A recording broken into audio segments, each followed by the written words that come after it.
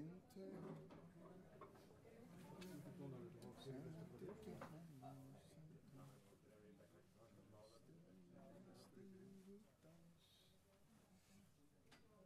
Ég hendi myndinni á Messenger. Gekja. Mitt.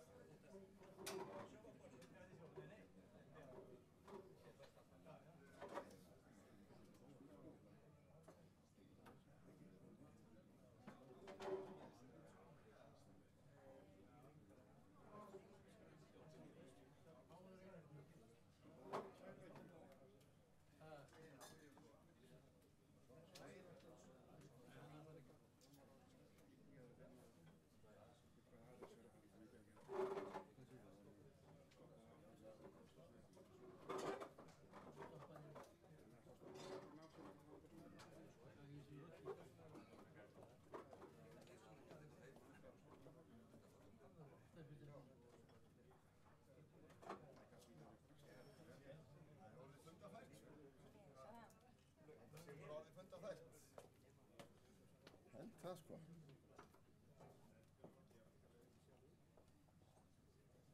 Jæja, góðan daginn. Komið sæl öll.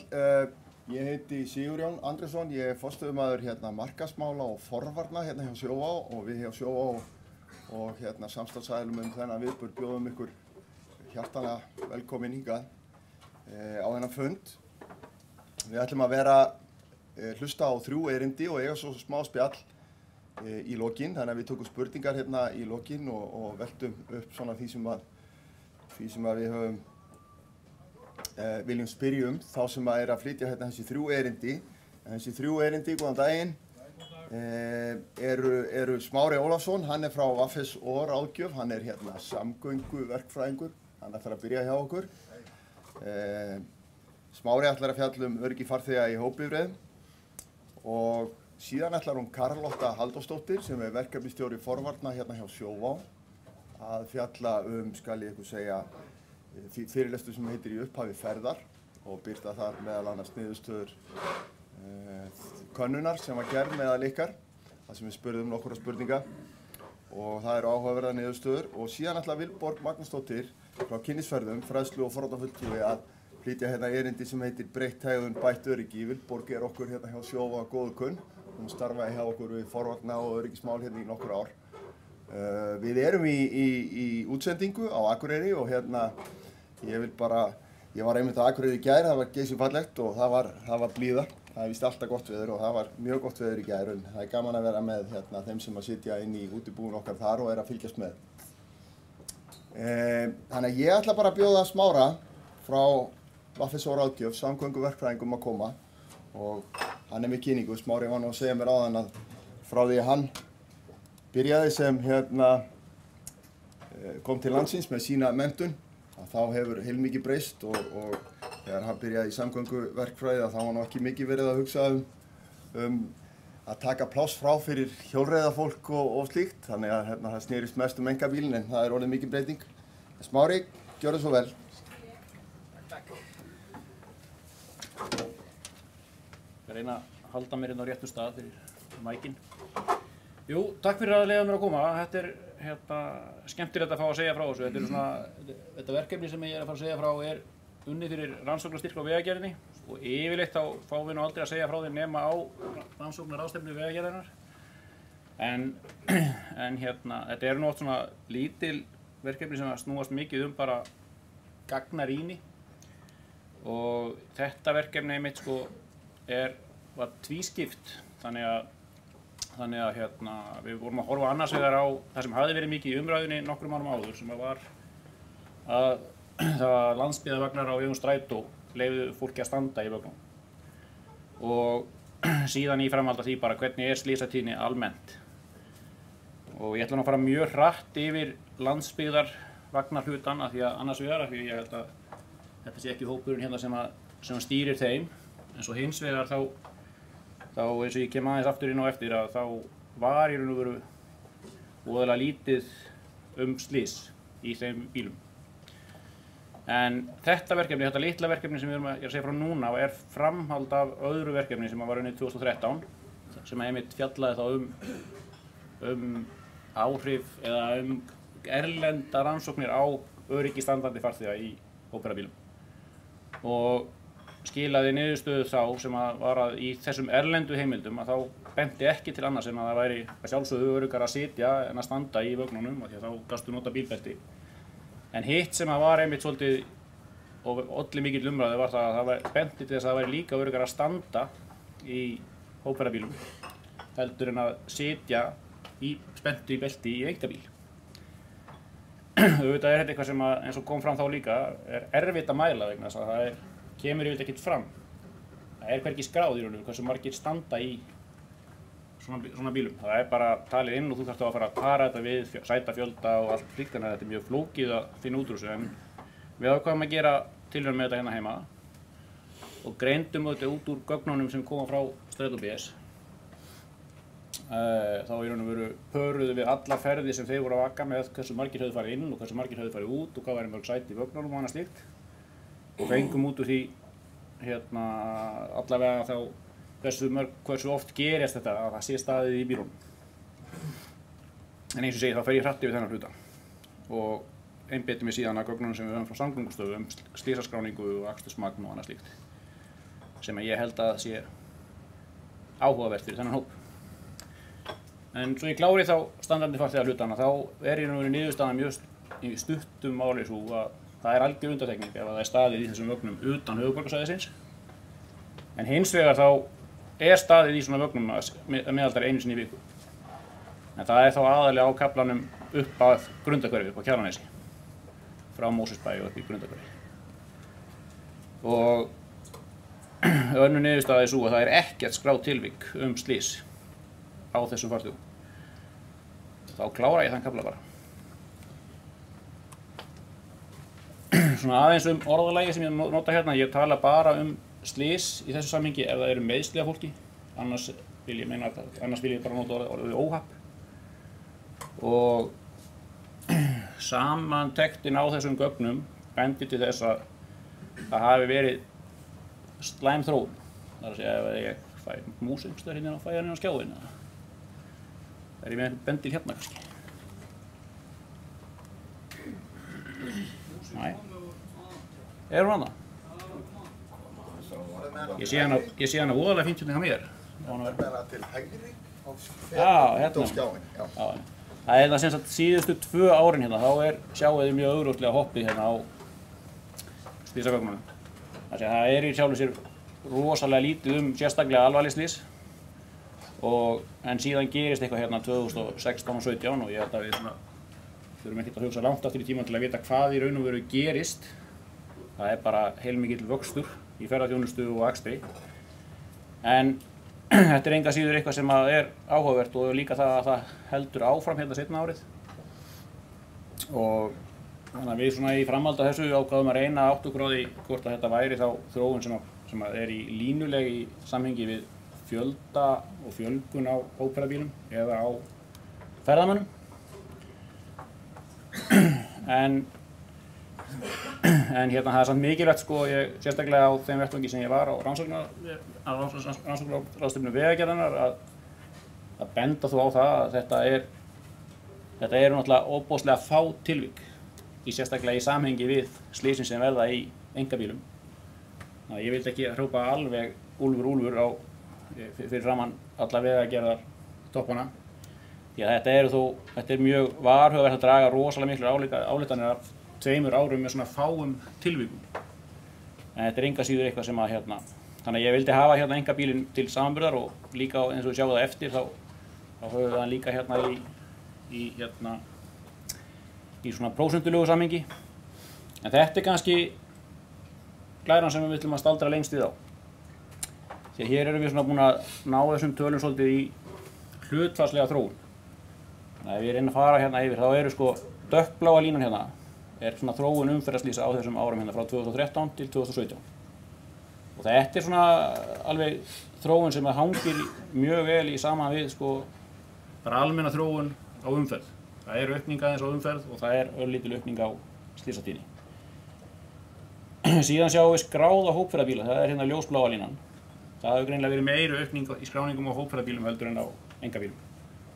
Sem svona, ég held að við tengjum alveg við ferðaþjónustuna.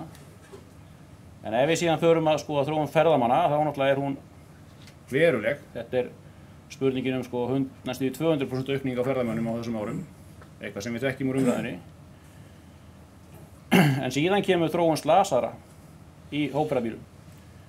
Og hér eitthvað allt annað á döfinni og ekki minna ef við förum inn í ljósbláa sem alvarlega slasaðir og látnir í hópferðabílum. Þetta náttúrulega eitthvað sem að sérstaklega ef það væru nú fleiri tölur á baku þetta eins og sáum á þann, þetta var að aukast úr 2 upp í 10 upp í 15, þetta náttúrulega rosalega hopp í prósentu. En ég myndi segja að sérstaklega út af seinna árinu að það nú kannski ástæðan fyrir því að við erum hérna líka. Þetta var búin að vera 400% aukning en hún heldur áfram.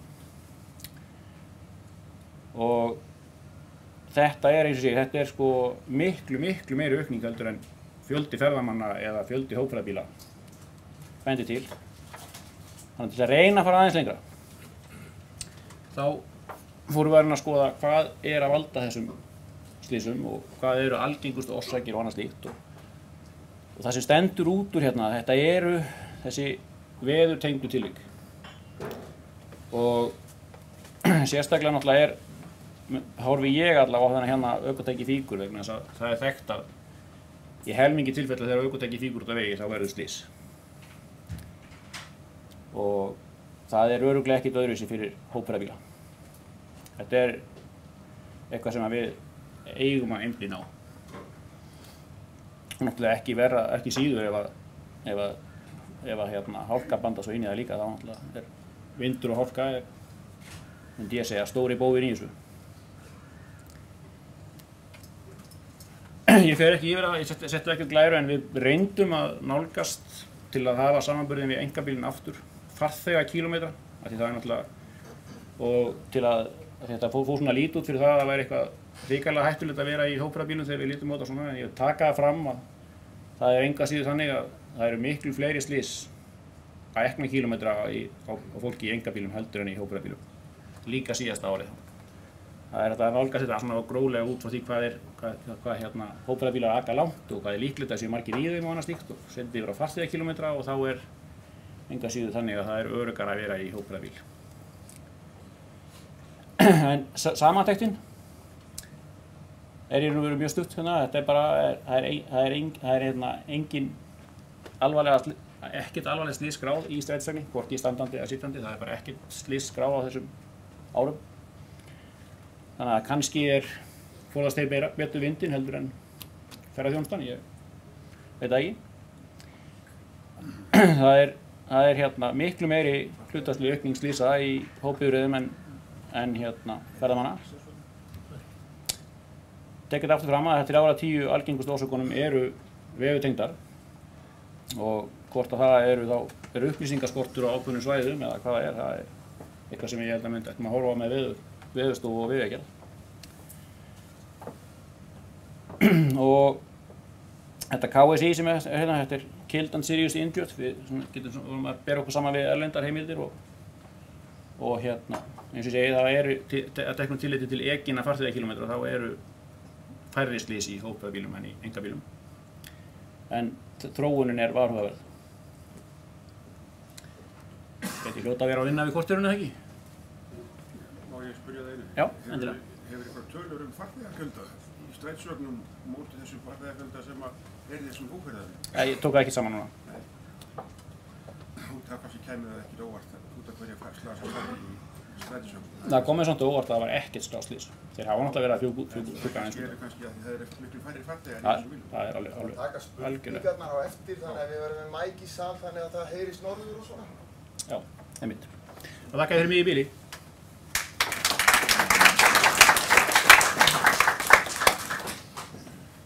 Takk kærlega fyrir þetta. Þá ætlar hún Karlotta Halldórsdóttir frá okkur að fara yfir fyrirlestur sem heitir hérna í upphafi ferðar. Karlotta eins og ég sagði aðan, verkefnisstjóri forvarna hérna hjá Sjóvá. Gjörðu svo vel, Karlotta. Takk fyrir. Sælverði, Karlotta heiti ég og verkefnisstjóri forvörnum hérna hjá Sjóvá, eins og Sigurjón kom inn á. En mér langaði bara aðeins að fara yfir með ykkur þessa könnun sem við sendum á ykkur alla núna nýlega og sendum þess að á alla svona atvinnubílstjóra sem að stýra hópferðabifreiðum og við sendum þetta út núna í janúar og ég ætlaði bara að fara yfir svona aðeins yfir niðurstöðurnar og svona smá forvarnar og öryggispælingar frá okkur. Og mér langaði kannski bara aðeins að byrja á að taka svona svolítið hvernig staðan í dag. Ég veit þetta svolítið flókin mynd, en engar áhyggjur. Þetta sem sagt mynd af þróun umferðaraukningar á öllu landinu frá árinu 2011 til 2018 og eins og þið sjáið og þekkið vafalaust allir að það hefur náttúrulega verið bara gífurleg aukning á þessu tímabili og hún virðist ekki verið neitt lát á henni. Þetta bara heldur áfram að aukast og við vitum náttúrulega vel að vegakerfið okkar var mjög illa í stakk búið að taka á móti þessari umferð og hefur enga veginn svona haldið í við þetta og fjárframlögin hafa náttúrulega enga veginn svona endurspeglað þessa aukningu og þannig er óhætt að segja að kannski staðan sé orðin svolítið slæm því þekkið það örugglega vel og mér langaði svona að taka kannski dæmi það sem var mesta aukningin eins og ég sjá í september að frá 2011 til 2018 það voru orðið 40% aukning á umferð í september á þessu tímabili sem náttúrulega bara ekkert smá mikið. Og mér langaði bara svona að byrja á að fara yfir bara hver staðan, en ef við förum hérna yfir í könnunina sem við sendum út.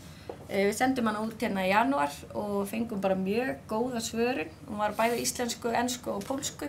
Hún svo reyna að ná til sem flestra og fengum alveg 182 svör út úr því.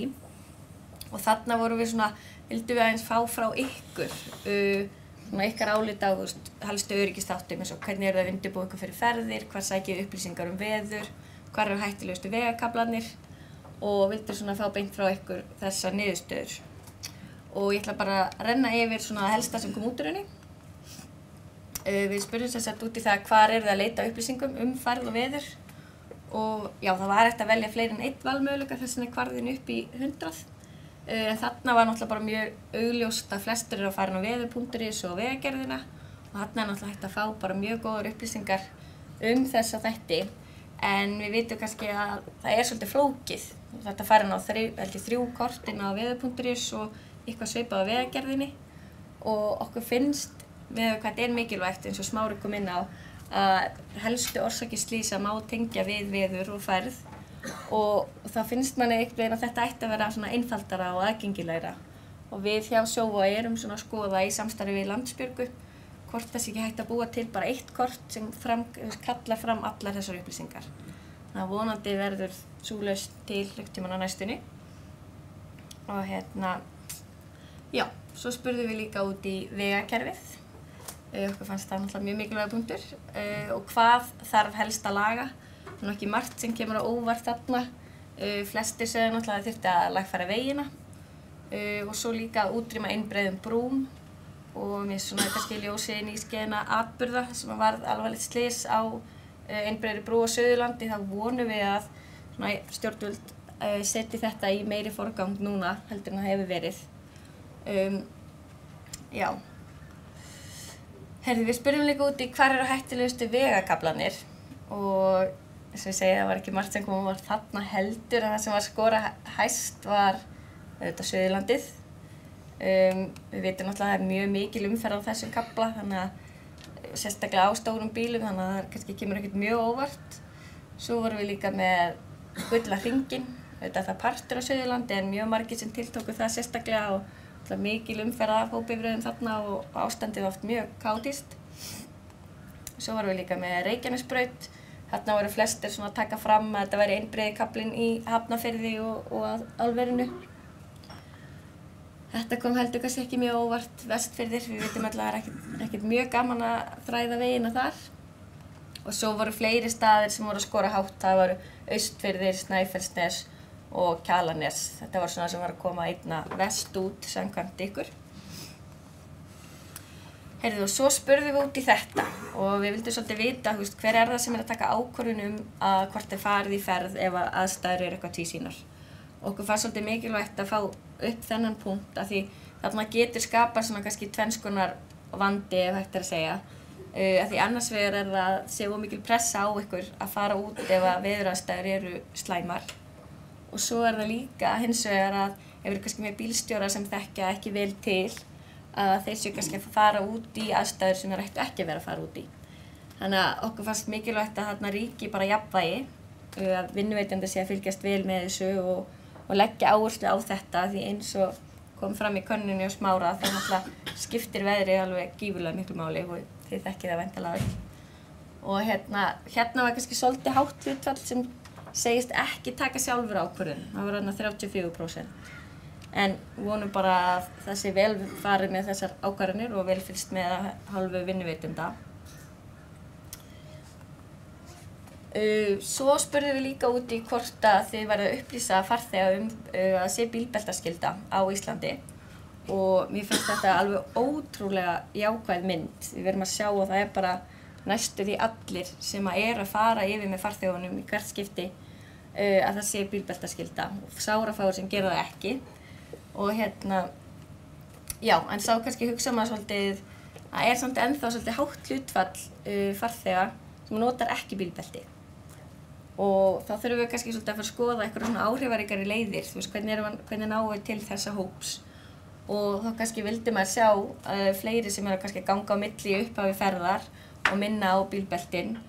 Og svo náttúrulega til, það er þetta að setja búnað í bílana sem að pípir ef einhver ekki belti. Sumir hafa sett myndbönd í rúturnar sem rúlla með einhverjum svona öryggisþáttum. Og við höfum líka heyrt tilfelli þar sem að reyndar erlendis frá, þar sem að bílstjórarnir bara hreinlega neita að leggja af stað nema allir séu komnir í bílbelti. Þannig að það ýmislegt sem við gætum svona horft til. En mér finnst samt mjög mikilvægt að hrósa því sem vel gert og getum kannski svolítið ímyndað okkur hvernig þessi glæra hefði litið út fyrir 10 árum. Getum örugglega ímyndað okkur hún væri svona öfugt farið, þetta er ekki rétt hjá mér. Þannig að við höfum komist ótrúlega langt í þessu sem bara frábært og bara hrós til ykkar fyrir það.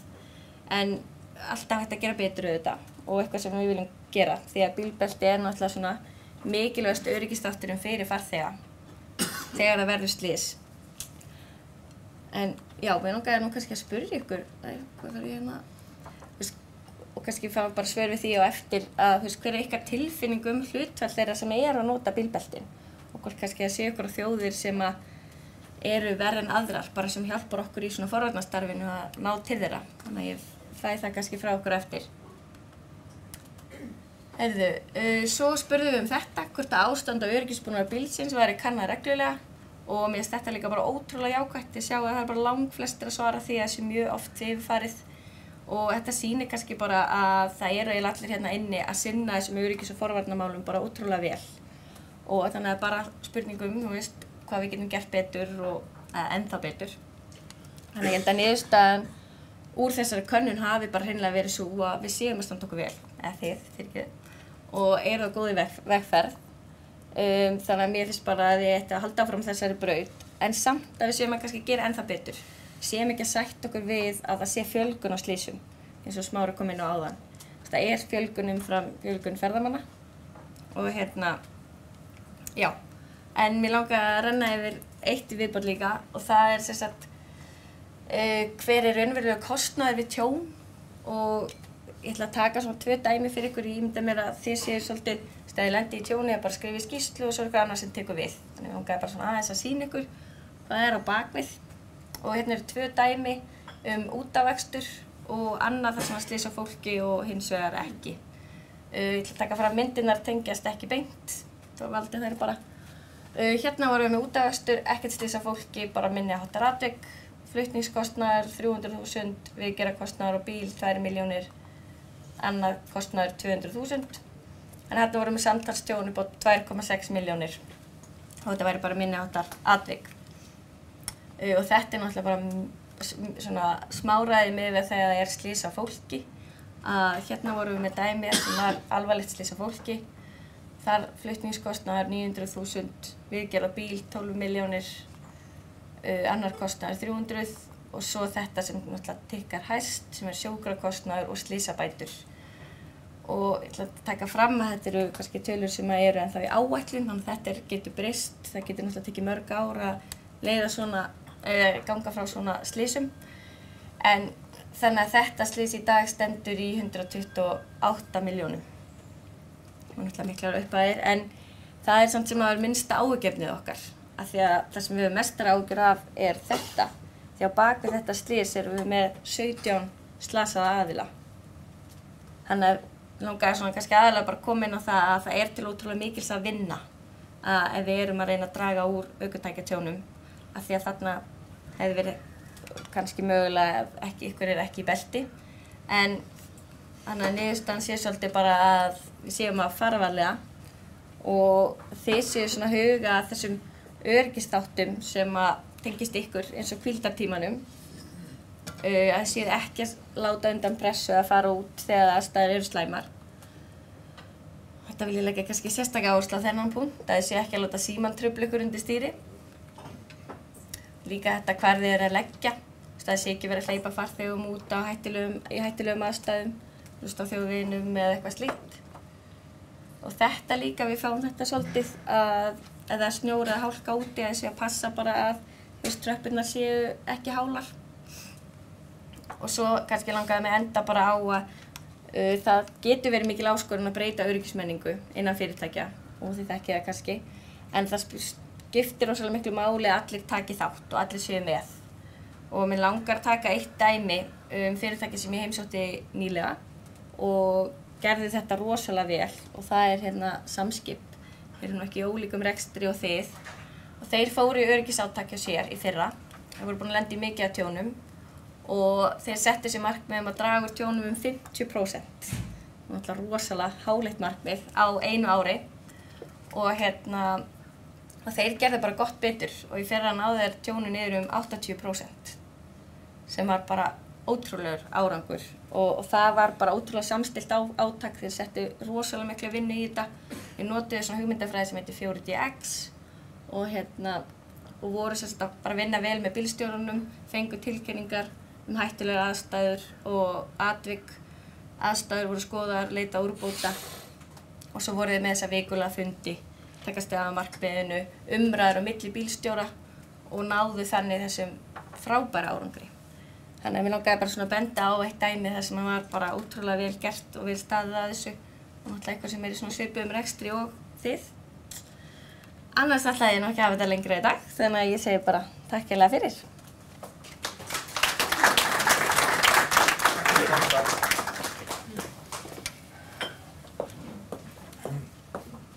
Ég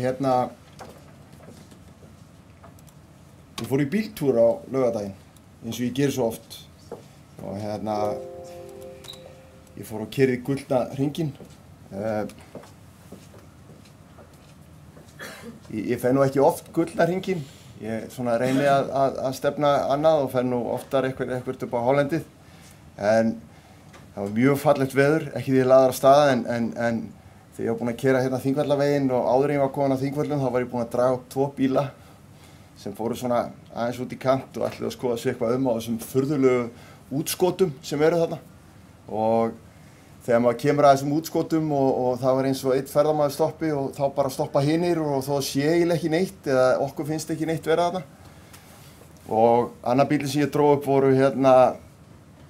voru Ástralir. Og þeir voru mjög vakandi yfir því að þegar það voru að koma bílar, því að ég þurfti náttúrulega að vera þess og krussa á veginum til að draga þau upp, að þá voru þau mjög vakandi yfir sikkvori áttinni að veifa og svona. Og í hitt skipti voru það Rúmenar og þau voru ekkert að spá í það hvort það væri að koma bílar eða ekki og ég fór að velta því fyrir mig hvort það væri mikill munur þarna milli þjóðerna í svona öryggisvitund. En svo keyrði ég áfram og þau voru búin að þakka mig fyrir og taka mikið af myndum og ég held að ég hefði verið algjörlega að bjarga lífi sínu bara hana því að draga þau aðeins úr kantinum það voru náttúrulega 100 bílar búin að keyra framhjá. En svo fór ég í hraunið á veginu minn á Þingvöllum yfir að Gjábakkavegi frá Þingvöllum og þangað og ég fór að fljúga drónanum mínum og ég ákvað að setja smá spennu tónlist undir þetta hreinlega. Ég ætlaði ekkert að fara að taka myndir á rútunum sem voru að keyra þennan veg en ég bara stóðst ekki mátið og það er náttúrulega aðstæðurnar sem að ykkur er boðið upp á sumstaðar og að sjá 2 stórar rútur mætast og það liggur við að menn þurfi bara að draga inn speglana til að komast, þurfi ekki að keyra út af, að það er alveg grjótmagnað. Og svo keyrði ég áfram og fór upp á Geysi og það er nú 40 hópferðarbílar á þessari mynd og algjörlega magnað að sjá hvað þetta manni náttúrulega bregður bara. Mér brá bara á laugardaginn, biðröðin hún var bara út úr húsinu í hamborgara þarna og franskar og fjöldinn slíkur að það var ekki möguleiki að fá sæti inni og valla að fá stæðið þarna en þar sem að vegurinn liggur upp að veitingastaðnum að þar voru rúllandi náttúrulega ferðamenn og þeir voru næstum farnir undir bílana og ég fór bara að velta því fyrir mér hvers konar aðstæður ykkur er boðið upp á. Vöxturinn hefur náttúrulega verið slíkur og bara hvað ég dáist að ykkar starfi og hvað þið hafið gert gott mót. Þú hefur sagt að þetta er ekki verstu aðstæður? Nei, þetta er ekki verstu aðstæður, kemur úr sal og ég gerir mig grein fyrir því og ég hef nú svona aðeins hugmyndir það hvað þetta getur verið verra en þetta var það sem blasti við mér og að því að fundurinn var nú framöndan þá svona fór maður að velta þessu fyrir sér og bara aftur, þetta er náttúrulega algjörlega, ég keyrði nú einhvern annan veg sem liggur nær vatninu þarna fyrir í sumar og þá var þessi vegur lokaður og þessi vegur sem að ég tók drónamyndir á hérna en úr hrein hátíð á mig við þennan sem var niðri við vatnið, hvað sem hann heitir. Herðu, en Vilborg Magnúsdóttir, hún næst, hún ætlar hún með kynningu hérna fyrir okkur og hérna stendur í ákvæði öryggismenning. Vilborg er fræðslu- og forvarnafulltrúi hjá Kynnisferðum. Gjörðu svo vel, Vilborg. Já, komið sæl. Takk fyrir að leiða mér að vera Er það að kynningi sé bara hérna á þessu skjá? Já, fínt. Og takk Sjóvá fyrir að breyta upp á þessu. Það er bara, ég fagna hverju tækifæri til þess að koma og ræða öryggismál og sérstaklega með bílstjórum þeir sem eru úti á akreinum. Og þekki aðstæður, alveg gjör þekki aðstæður. Bara svona smá innslag út af þess að Sigurðan talaði Ástralir eru með framalega í öryggismenningu og umfyrir öryggismenningu þannig að það hefði skrítið að Ástralir hafi akkurat sýnt þessa hegðun þarna umfram Rúmenana. En ég ætla svona að tala eins og þessa hvernig öryggismenning þróast og hvernig hún getur verið jákvæð og hvernig hún getur haft áhrif á okkur, góð áhrif á okkur. Ég heiti Vilborg og ég hef starfað í umferðaröryggismál núna í tæplega 40 ár, einmitt, ég er svo gömul, 20 ár. Ég er búin að vera hérna í 3 ár hjá Kynnisferðum og þar áður hjá Sjóvá og svo var ég lögreglumaður þar á undan. Þannig að þetta spannar tíminn fljótur að líða. Kannski aðeins Kynnisferðir fer ekki bara niður, já.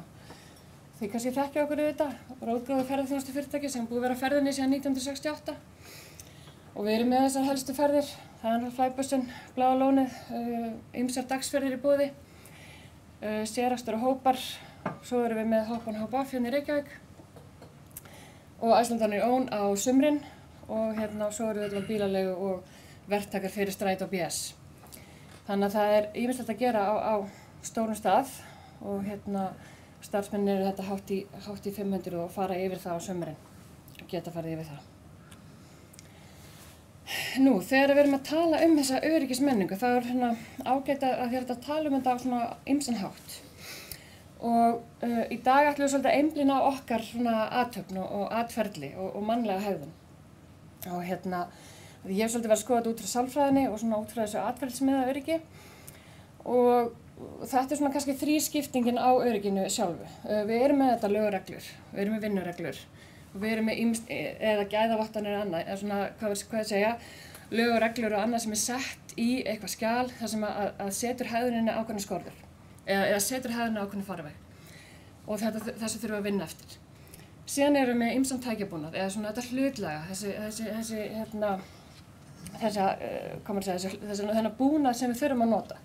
Bílbelti, bílar, það er dekk, hálkuvarnir, sérstakir skór, hvað sem við þurfum að nota fyrir öryggismálin sem hjálpar okkur til þess að auka öryggið. Og svo erum við með bara okkar eigin hegðun. Við sem bílstjórar, við sem mannverur og við erum með þetta bara mannleg og getum gert mistök. En við ætlum að einbeita okkur að þessu í dag vegna þess að það sem ég líka tekið eftir er að svona í umræðinu öryggismál og þess vegna er gott að horfa þess á hvað ég get gert til þess að gera öryggi betra fyrir mig og það sem er í kringum mig.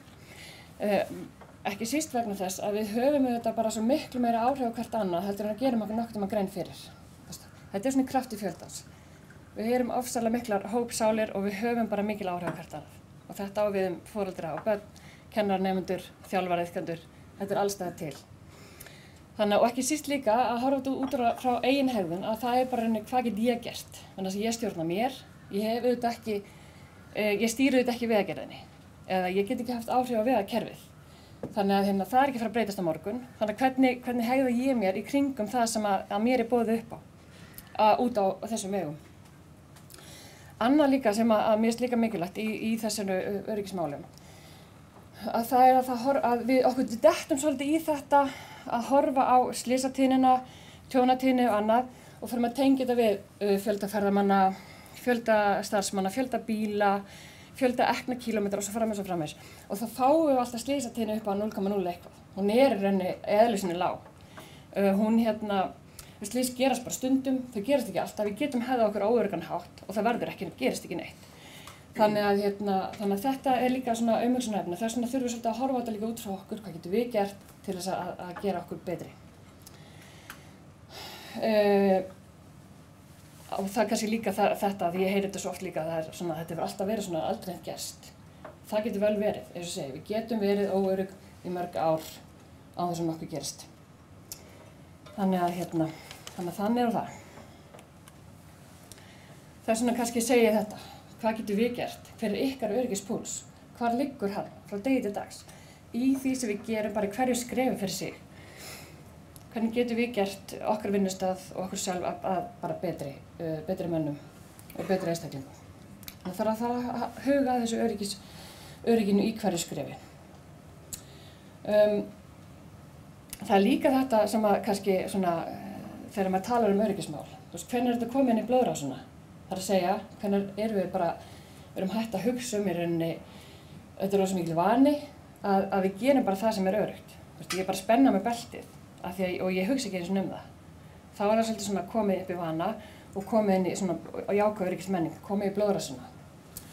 Og ég hegða mig svona að því ég vil það, en ekki að því ég þarf þess. Ekki að því ég er að forðast eitthvað sektir, að ég er að forðast, ég keyri bara hægt að því að ég veit að það eru myndavélar framundan.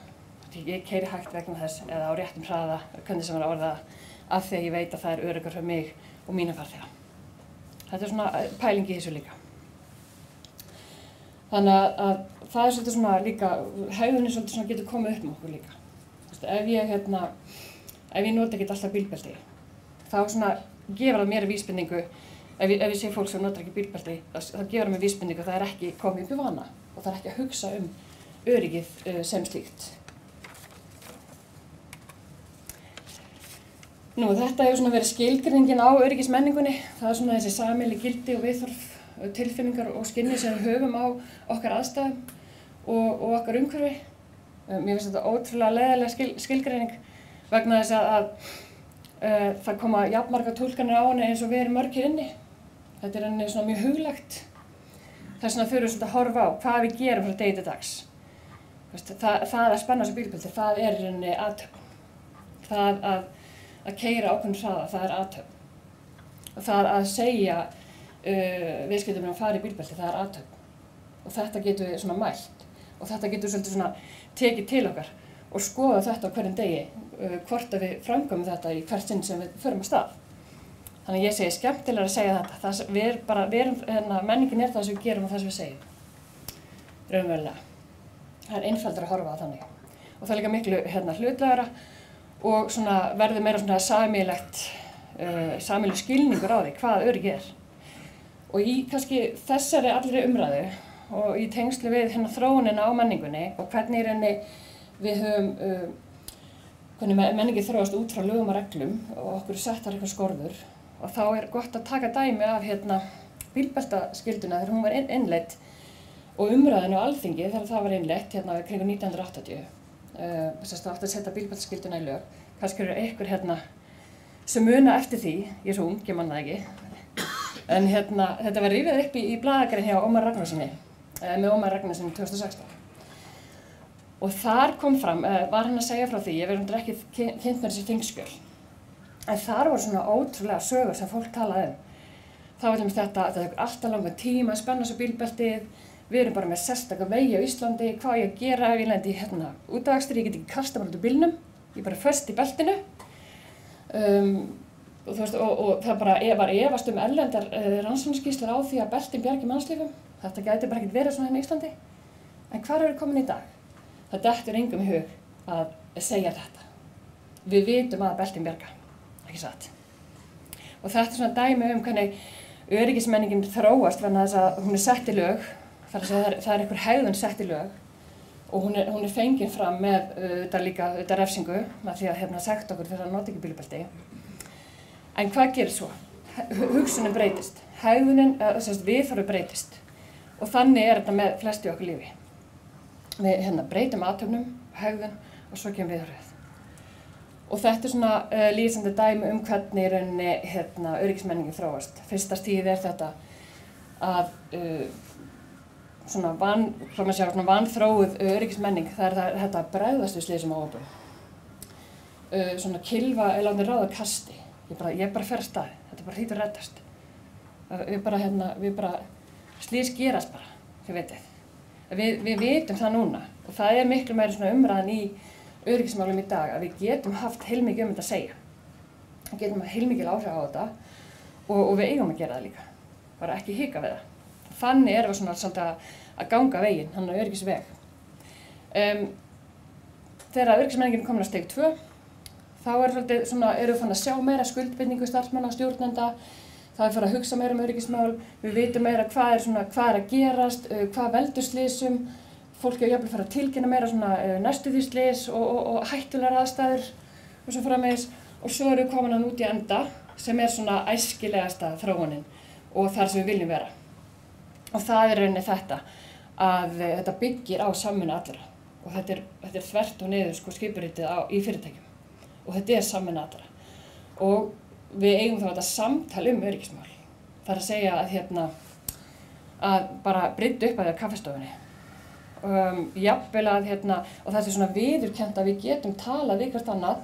Herðu, já, ég sá Guðmundur bara, mér fannst að taka það svo hratt að stað og það var akkúrat bíll að koma, þannig getur verið að setja eitthvað annars hugar.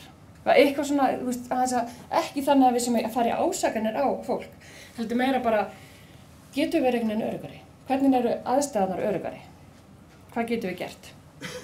Þannig að þetta er þessi öryggismenning sem við viljum sjá og ég veit það alveg að menn tala þetta sín á milli líka, en það er ofsalega stutt í þessi refsital og að þessi hinn er nú bara komur að segja ekkert að spá og eins og segi, þú veist, þá erum við ekki í þessum vana. Þannig að við þurfum að komast í þennan jákvæða og betri vana. Þannig að svona er þetta virkasamtal. Það eru auðvitað á milli samstarfsfélaga, þú veist, það eru allir í jafnri stöðu þarna. Það er engin það er ekki spurt stéttaða stöðu. Eins og ég sagði hann, þvert á og upp á niður skipuritið. Þannig að, aftur svona öryggispúlsinn, hver er hann? Hvað getum við gert? Hvað getur þið gert? Hvað getum við öll gert í sameiningu? Eins og þetta, látið vita, og ég veit að margir koma og segja frá hættulegum aðstæðum og hættulegum atvikum og næstuðslysum. Við þurfum bara að tala meira um það, skráða meira niður, vita hvar hættan að liggja. Þess vegna er til dæmis verið að gera svona áhættumat, akstursleiðum og annað, sem þarf að vera miklu virkara og skilvirkara. Skoðið líka, þá í þeim skilningi, þú veist, í hvað aðstæðum erum við núna og hvaða hegðun þarf ég í rauninni til þess að komast út úr þessu á sem öruggastan hátt. Þannig að hvað er ég að gera í dag sem get gert betur á morgun. Og þetta, skapa umræður, ræða við samstarfsfélagana. Hvernig getum við gert hlutina betur? Og svo þetta líka, hrósa. Þó ég hef ekki tekið fram áðan, þá getum við rætt það sem við má betur að fara en ekki síður að hrósa. Og við erum bara alltaf slökuð þetta. Það er eins og til dæmis að segja, já ég sá að þá getur snúið dæminni við. Ég sá Toggi að þú tókst það svona varlega stað út í stæði. Bæði fór bílinn hægt af stað, ég sá þú kíktir í speglana. Þetta er flott, svona ætlum við að gera þetta. Svona erum við örugg. Þannig að þetta er svona svolítið kannski önnur umræða heldur en að við erum vön. Og þannig ég hvet ykkur til þess að skoða þetta sérstaklega og ákveða með ykkur sjálfum hvað er eitthvað eitt sem að þið viljið takast á við og byrja á því að framkvæma það. Er það til dæmis að þið spennið ekki okkur beltin alltaf þegar þið ferð af stað? Er það að taka hægra af stað þegar maður fer úr stæði? Bara eða gleymi í speglunum? Við erum svolítið að sjá það í tjónum líka. Það gleymi svolítið að horfa í speglana. Þannig ég hvet ykkur til þessa að skoða þetta. Það var ekki fleiri en mér. Takk fyrir.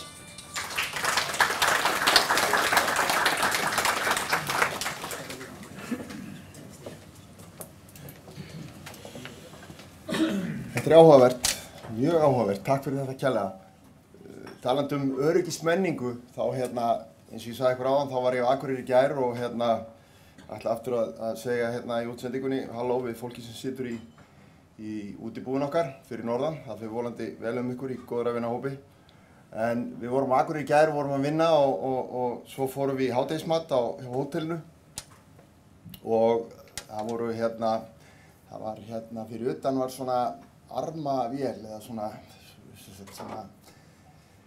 skotbómuliftari sem mannlaus og hann var fyrir utan hérna innganginn á hótelið og þegar við komum labbandi að, nokkri sjóvá-starfsmenn, þá höfðu allir orð á því að það væri ekki búið að merkja vinnusvæðið í kring og þetta væri svona. Og svona þetta dálítið hjá fyrirtækjum eins og okkar, tryggingafélagi, þar sem við erum stöðugt að takast á við tjón og afleiðingatjóna og slysa og að þá svona saumað inn í kúltúrinn mikil öryggishugsun og mér þótti áhugavert það sem að Karlotta sýndi áðan með hversu mörg ykkar eru að ganga fast eftir því að fólk sé í bílbeltum.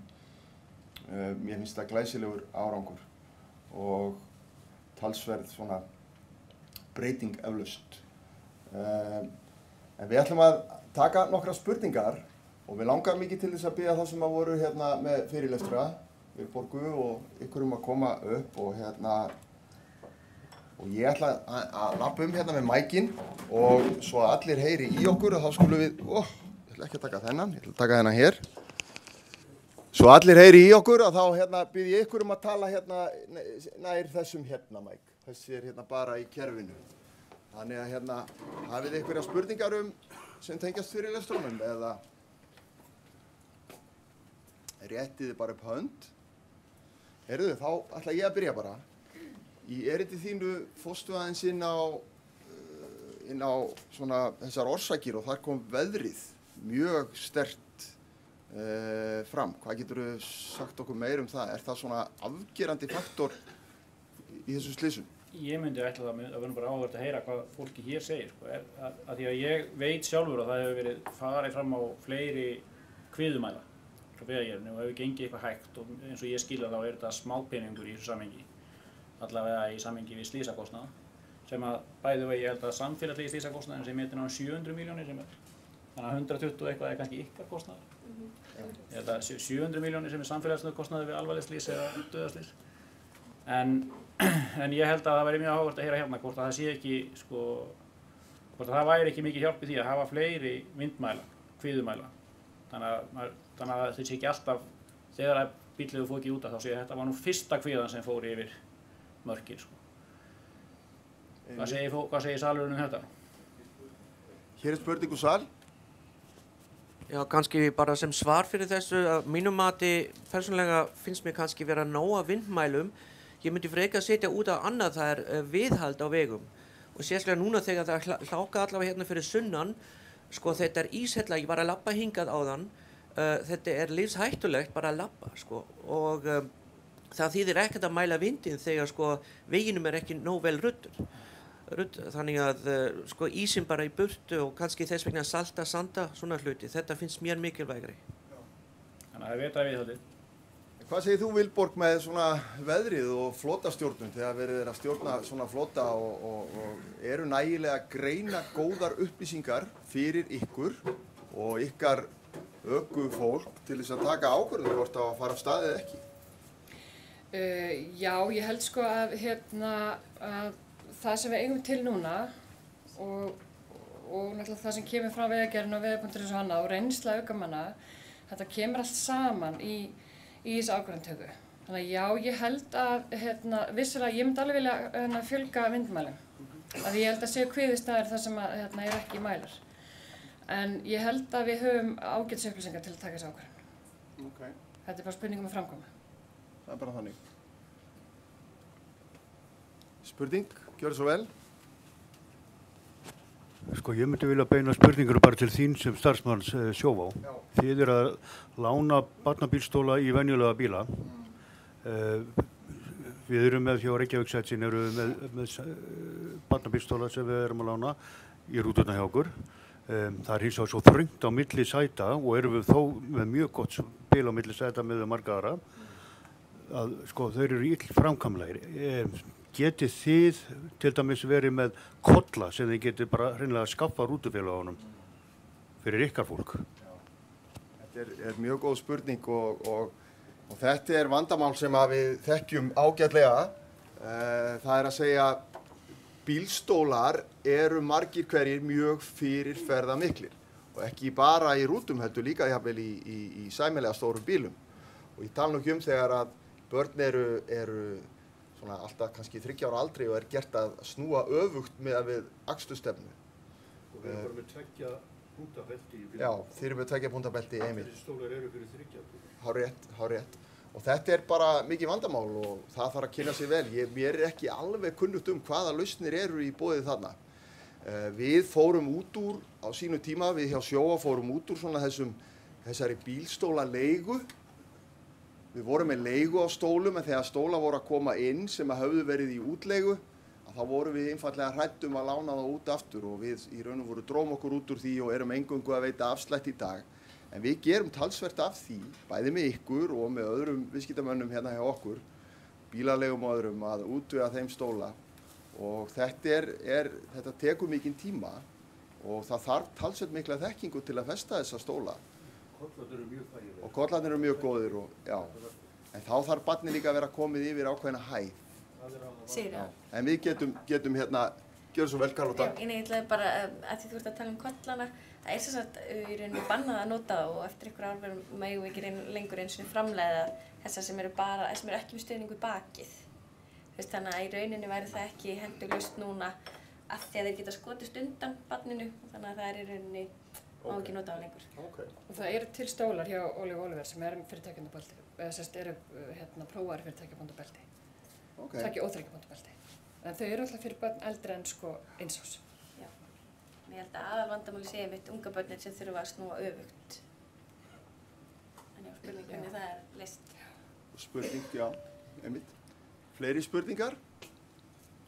Kannski ykkur vill koma inn á með, eins og ég spurði í fyrirlestunum áðan, með, hver ykkar tilfinning fyrir því að farþegar séu að nota belti? Þetta helmingur? Finnst ykkur að vera helmingur, ná helming? Eða eru mikið af fólki sem að þrjóskast? Það miklu meira, Það eru langflestir sem nota þau, Langflestir sem nota þau? Á þess að hljóma neitt, á þess að hljóma neitt eins og með fordómafullar hana, þá eru til dæmis eins og Asíuþjóðirnar. Það getur verið stundum erfitt að fylgja þið eftir. Þeir festa beltin svo losa þau aftur. Já. Það kannski það sem aðalvandamáli, þeir losa alltaf beltin, Ok. En þannig að ykkur finnst vera svona jákvæð þróun þar að fleiri séu að nota beltin. Ok, það reyndar frábært að heyra. Mjög gott að heyra. Hafið einhverja spurningar aðrar sem að tengjast samgönguverkfræðingnum til dæmis og hans niðurstöðum? Já.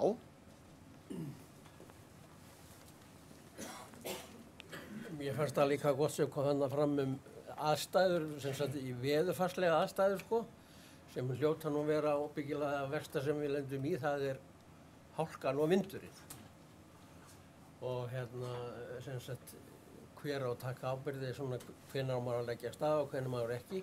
En samt verð ég að segja það eins og með Vegagerðina, sem ég finnst mjög gott hjá henni, að þegar hún fann að loka þessum göttum, loka heiðum og loka leiðum sem eru reglulega hættulegur og það bara búið mál. Ekkert umræðið meira það. Þessu bara lokað, það mjög gott, Við tökum undir það. Mikil pressa á bílstjórunum Vilborg að fara í túrin? Hefur það breyst mikið? Já, ég held að það hefur breyst og það sem við erum að sjá hjá okkur undanfarin ár að við erum síður að fara af stað. Heldur það var kannski fara af stað og snúi við af því við komumst ekki alla leið. Og ég sé að nokkur kinka kolli sem að svona upplega það hjá okkur. Þannig að það finnst mér að vera breytingin undanfarin ár. Smári, ef þú mættir velja eitthvað eitt sem að þú fengir peningi að gera sem að myndi bæta öryggi langferða og hópferða bifreiða, hvað væri það? Ég myndi bara láta sérfræðingarna ákveða það. Ég þekki ekki nægilega vel aðstæðurnar hann úti fyrir hópferðabílstjóra til að ákveða það, en ég myndi segja að það sem að gerast, sérstaklega því ég var náttúrulega með neikvæða tölfræði, þá þetta öruggasti samgöngumótinn á landi af þessum. Það miklu betra að koma fólki í hópferðabíla heldur en að senda það í einkabíl. Það alveg saman frá hvaða þjóðum það Það var líka við Íslendinga þó þeir séu alvanir vetrarvextu og allt slíkt. Þannig að það verður fólk líka. Þessi hópur að gera góða hluti. En við verðum bara að snúa þessu trendi aftur við.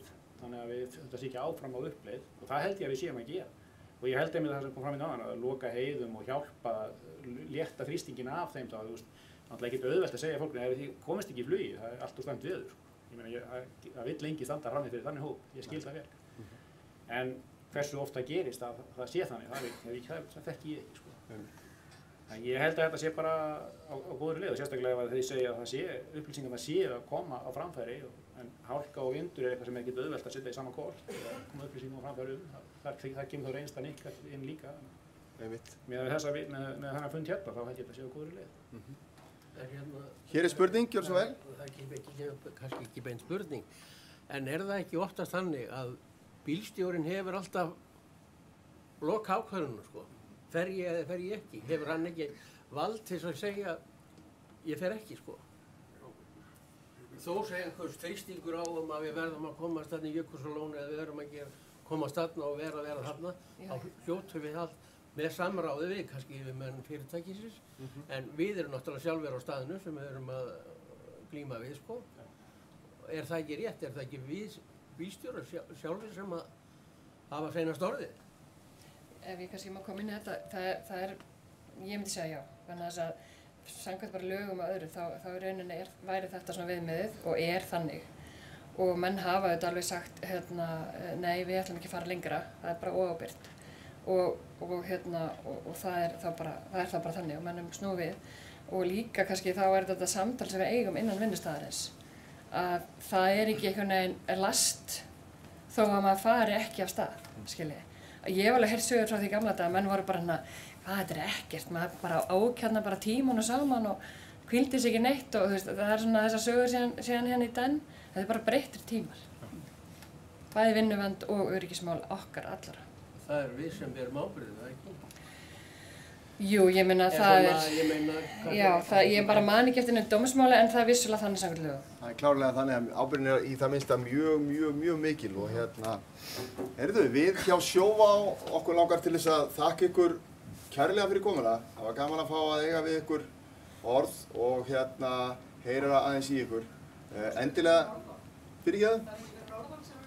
Nei, við erum ekki með hljóðið þaðan, sko. Þannig að en þeir eru örugglega með fullt af spurningum og mörg komment en okkar fólk tekur við því og kemur því á framfæri. Það er einhver sem hvíslaði ég kemur ekkert að viti á norðan en ég tek nú ekki undir það en það fættur á Akureyri og stoltur að því. Við þökkum ykkur kærlega fyrir Vilborg, Smári, Karlotta og ykkur fyrir komuna. Endilega sitið áfram og við skulum eiga spjall saman ef þið megi vera að því. Og bara við vonumst eftir því að þetta gangi vel hjá okkur og að þetta verði gott ferðaár 2019 og slysalaust vonandi. Takk kærlega fyrir.